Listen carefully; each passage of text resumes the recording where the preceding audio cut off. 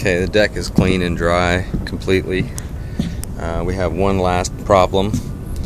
I've got some solid stain, or some of the Restore stain, matched color. We're going to paint inside this seam, which is the drain or weep hole, just like painting between two boards, to give us the proper color down in there.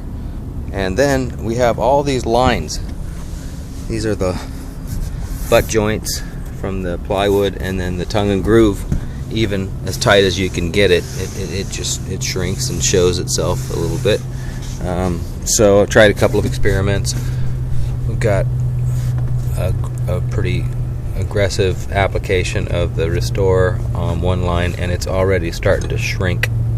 It's been about an hour and shrunk into an already filled line. This is backfilled with a liquid nails product, just an adhesive and a caulking gun, just to give it an elastomeric type of a kind of a backfill, and it shrank way more than I was hoping.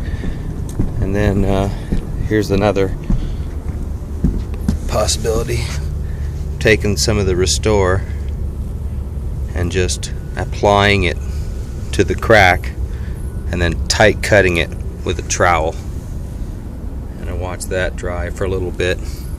I did a couple sample boards with no fill, and it shrank down pretty good and showed that line up. So I think we'd prefer not to see a bunch of lines on the deck, and hopefully we can pull it off.